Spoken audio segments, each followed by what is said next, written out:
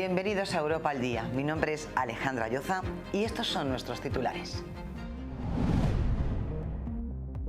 El secretario general de la OTAN, Mark Rutte, advirtió que Rusia podría atacar a la alianza en 5 años y urgió a los países miembros a incrementar su gasto en defensa al 3,5% del PIB, además de invertir otro 1,5% en infraestructura crítica.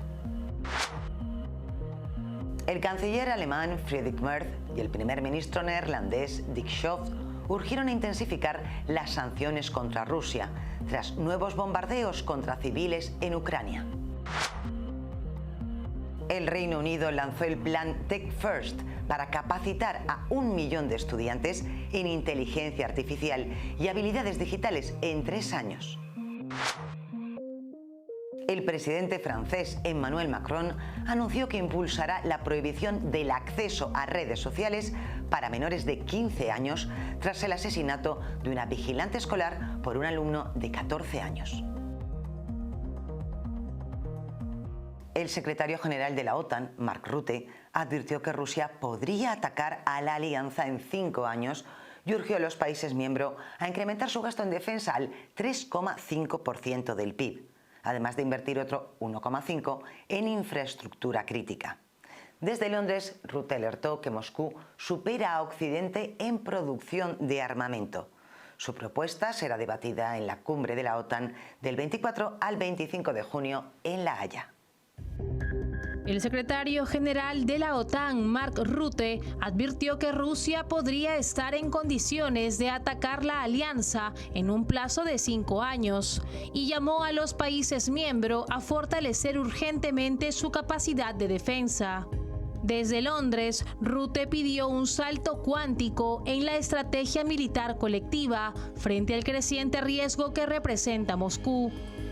Rutte subrayó que la producción militar rusa está superando a la occidental, especialmente en cuanto a municiones, y que la OTAN necesita cuadruplicar su capacidad en defensa aérea y misiles para mantenerse competitiva.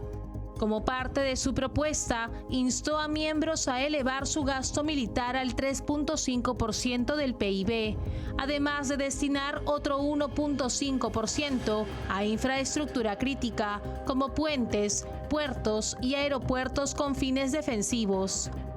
Actualmente, solo 22 de los 32 miembros de la OTAN cumplen el objetivo vigente del 2% del PIB en defensa. La propuesta también busca responder a las demandas del presidente estadounidense Donald Trump, quien ha sido muy crítico con la baja inversión europea en seguridad común. Durante su visita, Mark Rutte se reunió con el primer ministro británico Keir Starmer y elogió el compromiso del Reino Unido de alcanzar un gasto militar del 3% del PIB para el 2034. Estas declaraciones se dan a pocas semanas de la cumbre de la OTAN en La Haya, que se realizará del 24 al 25 de junio, donde se espera debatir los nuevos objetivos de la alianza. La invasión rusa en Ucrania ha impulsado una transformación profunda en la defensa europea ante un entorno geopolítico cada vez más incierto. El presidente ucraniano Volodymyr Zelensky anunció el inicio de una nueva serie de intercambios de prisioneros de guerra con Rusia como resultado de los acuerdos alcanzados la semana pasada durante las negociaciones en Estambul. En esta primera fase, Ucrania recuperó a jóvenes combatientes menores de 25 años y a soldados heridos. Aunque Moscú no precisó cifras exactas, el Ministerio de Defensa ruso confirmó la liberación de un grupo de jóvenes soldados bajo los criterios establecidos en el nuevo acuerdo bilateral. Este intercambio es considerado uno de los logros más concretos del diálogo entre ambos países desde que se inició la invasión rusa hace más de 3 años. Zelensky afirmó que esta operación podría convertirse en el mayor intercambio de prisioneros hasta la fecha, con una cifra total que superaría los 1.000 efectivos. Sin embargo, ambas partes han evitado confirmar números oficiales, manteniendo el proceso bajo reserva. Mientras tanto, los combates continúan en varios frentes. Kiev denunció el mayor ataque con drones lanzado por Rusia desde el inicio del conflicto.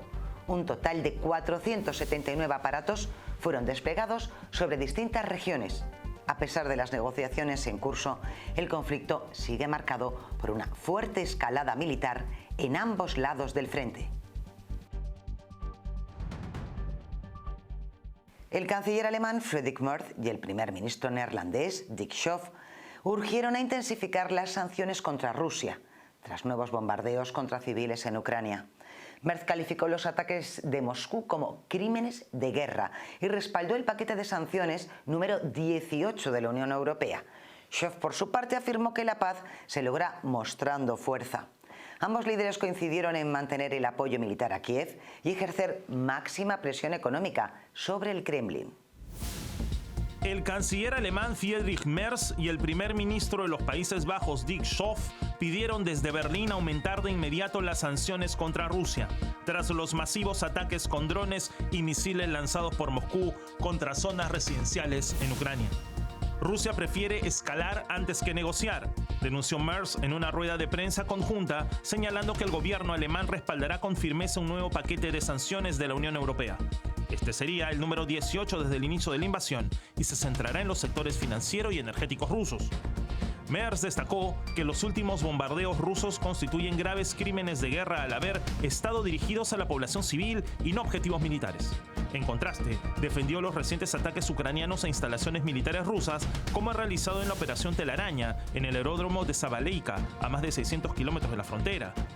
Schoof respaldó a Merz y enfatizó que Europa debe actuar con determinación. La paz se logra mostrando fuerza, afirmó, añadiendo que las sanciones ya están debilitando la economía rusa y pueden forzar a Moscú a negociar. Ambos líderes coincidieron en que no se debe reducir el apoyo militar a Ucrania y que solo una presión constante, económica y estratégica sobre Moscú podría conseguir que abandonen su estrategia de guerra total para llegar a un alto al fuego. Las fuerzas especiales ucranianas aseguraron haber dañado 2 aviones de combate rusos en un ataque nocturno al aeródromo de Savasleika, situado a más de 600 kilómetros de la frontera con Ucrania. Esta base es clave para Rusia, ya que alberga cazas equipados con misiles balísticos Kinzhal utilizados en ataques contra objetivos ucranianos. El ataque forma parte de una serie de incursiones ucranianas profundas, como la reciente operación Telaraña, que golpeó bombardeos estratégicos del Kremlin. En paralelo, drones ucranianos impactaron una fábrica militar en Cheboksary, a unos 1.287 kilómetros de Ucrania, dedicada a la producción de componentes para misiles Iskander y drones kamikaze. El ataque causó un incendio que obligó a suspender las operaciones en la planta, según fuentes ucranianas. Estas operaciones buscan contrarrestar los avances rusos, especialmente en la región de Sumy, donde las tropas del Kremlin se aproximan a la capital regional. En respuesta, Rusia intensificó su ofensiva aérea con el mayor bombardeo nocturno desde el inicio de la guerra, lanzando 479 drones y 20 misiles. Kiev aseguró haber interceptado la mayoría, pero reconoció daños en regiones como Rivne y la capital ucraniana.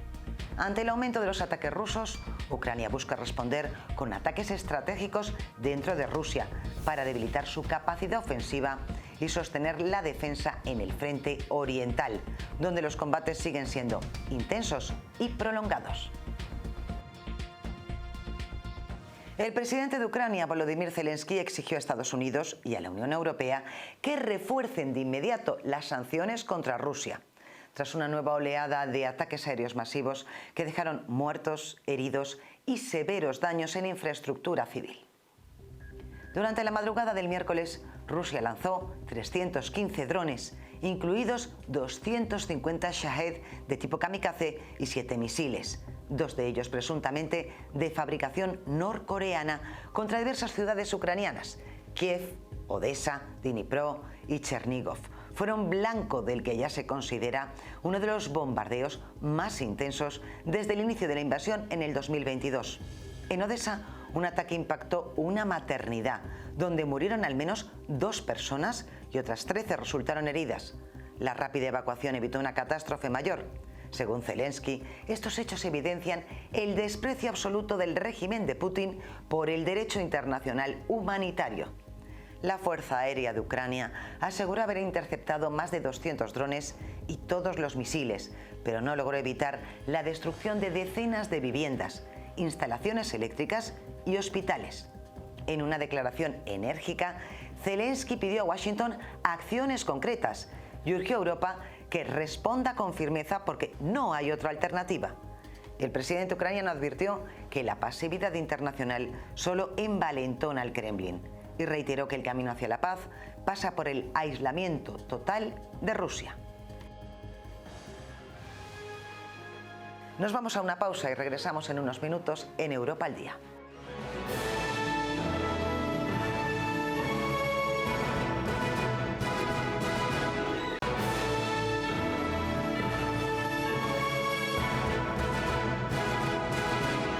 Regresamos en Europa al Día para contarles que el Reino Unido lanzó un plan Tech First para capacitar a 1 millón de estudiantes en inteligencia artificial y habilidades digitales en 3 años.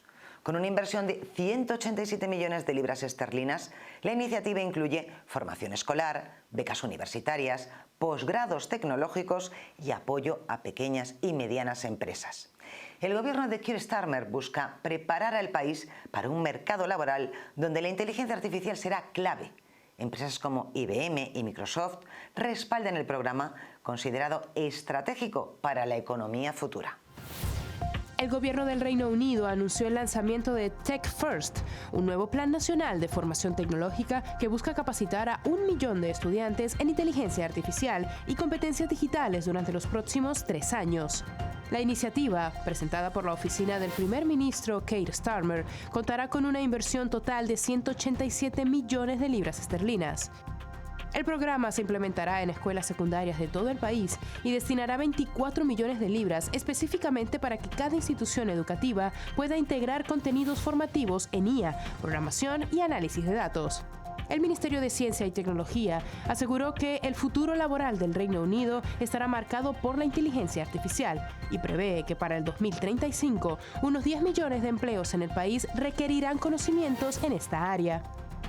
Además del eje escolar, el plan contempla 3 líneas complementarias. TechGrad, que financiará becas universitarias, TechExpert, orientado a posgrados en tecnología, y TechLocal, que ofrecerá apoyo a pequeñas y medianas empresas. Esas acciones contarán con el respaldo de grandes compañías tecnológicas como IBM, Microsoft, BT, BAE Systems y Kenneth IQ. Con esa estrategia, el Reino Unido se consolida como uno de los países europeos más proactivos en la formación digital de su población, apostando por la educación como una herramienta clave para el crecimiento económico y la innovación tecnológica. La Unión Europea incluyó a Venezuela en su lista de jurisdicciones de alto riesgo en materia de lavado de activos y financiamiento del terrorismo. Una decisión que aumenta la presión sobre la dictadura de Nicolás Maduro y complica sus vínculos financieros con Europa. La medida anunciada por la Comisión Europea responde a las deficiencias estratégicas del país en la prevención del lavado de dinero. A partir de ahora, bancos e instituciones financieras europeas deberán aplicar controles reforzados sobre cualquier transacción con origen o destino venezolano. Venezuela se suma así a otros 9 países señalados por el mismo motivo: Argelia, Angola, Costa de Marfil, Kenia, Laos, Líbano, Mónaco, Namibia y Nepal. El informe técnico fue elaborado en conjunto con el Grupo de Acción Financiera Internacional, que ya había advertido sobre las graves fallas en el sistema venezolano. La inclusión de Venezuela en la lista de la Unión Europea dificultará aún más las operaciones bancarias y comerciales del país sudamericano con actores europeos. Recordemos que Edmundo González Urrutia ganó las elecciones presidenciales de julio del 2024, pero el dictador Nicolás Maduro se mantuvo en el poder tras un fraude masivo, acompañado de persecuciones, censura y represión a la disidencia. Esta nueva sanción europea refuerza la percepción internacional de que Venezuela opera bajo un régimen autoritario al margen de las normas democráticas y financieras internacionales. El presidente francés Emmanuel Macron anunció que impulsará la prohibición del acceso a redes sociales para menores de 15 años, tras el asesinato de una vigilante escolar por un alumno de 14 años. Acusó a plataformas como TikTok e Instagram de alimentar la violencia juvenil y planteó usar verificación facial. Además, Macron advirtió que la violencia se ha normalizado y los jóvenes están cada vez más vulnerables. El presidente de Francia, Emmanuel Macron, anunció que buscará prohibir el acceso de menores de 15 años a las redes sociales, a las que culpó de fomentar la violencia juvenil. La declaración se produce tras el asesinato de una vigilante escolar, apuñalada por un estudiante de 14 años en un colegio al noreste de París. No podemos perder más tiempo. Voy a dar unos meses para una movilización europea. Si no se logra, actuaré para aplicarlo solo en Francia, afirmó Macron en una entrevista con France 2, al referirse al uso masivo de plataformas digitales por menores. Según el mandatario, redes como TikTok o Instagram deben asumir responsabilidad y sugiere implementar verificación de edad mediante reconocimiento facial, como ya se exige en Francia para sitios con contenidos para adultos. Poco antes, el primer ministro, François Bayrou, anunció la prohibición inmediata de la venta de armas blancas a menores, extendiendo la restricción que hasta ahora solo incluía puñales. Hay una epidemia de armas entre los jóvenes. Es una amenaza para ellos y para el personal escolar, advirtió Macron. También apeló a la responsabilidad de padres y comerciantes, asegurando que habrá tolerancia cero ante el porte ilegal de armas. El asesinato de la vigilante escolar ha conmovido al país y reabierto el debate sobre la violencia en los colegios y el rol de las redes sociales. Por ello, Macron advirtió: la violencia se ha instalado en nuestras sociedades y los menores están más expuestos que nunca.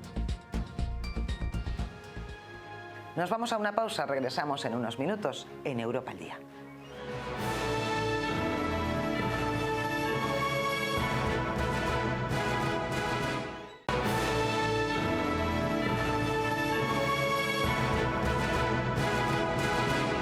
El líder del Partido Popular, Alberto Núñez Feijóo, arremetió duramente contra el gobierno de Pedro Sánchez, indicando que este ha hecho perder toda la institucionalidad y seriedad a España como nunca antes se ha visto.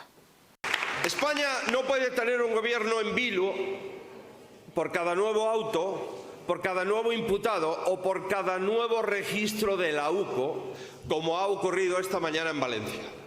Mirad, Sánchez llegó gracias a Ábalos, lo sabe todo el mundo, y Ábalos lo fue todo gracias a Sánchez. Son lo mismo. Y por eso lo que ocurre le incumple a los dos. Amigos, la situación es insostenible. Lo es. Os aseguro que durante todos estos años en democracia, un presidente, su familia, su entorno, sus políticos más directos, su partido, las instituciones del Estado, nunca han estado en esta situación. Día a día hay nuevos escándalos. La justicia avanza en un gobierno agónico que intenta hacernos creer que aferrarse al poder es algo épico, cuando lo que supone es un daño sin precedentes a la imagen de nuestro país, a la imagen internacional y a la reputación de España. El líder de Vox, Santiago Abascal, criticó duramente al gobierno de Pedro Sánchez, a quien calificó como un mentiroso y corrupto. Además, acusó a Sánchez de usar las instituciones y sus medios de comunicación para perseguirlos. Y debemos entender que la persecución contra nosotros, y Marín lo sufre en sus propias carnes, no será una excepción, sino que será la norma. Ellos van a ir con todo y a por cada uno de nosotros. Usarán las instituciones, sus medios de comunicación domesticados y la justicia politizada, como lo hace el gobierno criminal de Pedro Sánchez en España, que lleva 7 años cabalgando sobre la mentira, la traición, la división y la corrupción. Usarán el dinero que roban de los bolsillos de los europeos para utilizarlo contra los intereses de los europeos. E incluso usarán la violencia cuando, desesperados, entiendan que su derrota es inevitable. Acaban de hacerlo contra el candidato conservador en Colombia. Lo hicieron también contra los candidatos conservadores en Brasil y en Ecuador, y lo hicieron también contra Donald Trump en Estados Unidos. Pero no importa porque nosotros tampoco nos detendremos. Y no importa porque tenemos la fuerza de nuestras patrias, de nuestras banderas y la herencia de nuestros padres y el futuro de nuestros hijos, que merecen todo el esfuerzo y el sacrificio necesario. Antes de despedirnos y para obtener más información, escaneen el código QR que aparece en este momento en sus pantallas.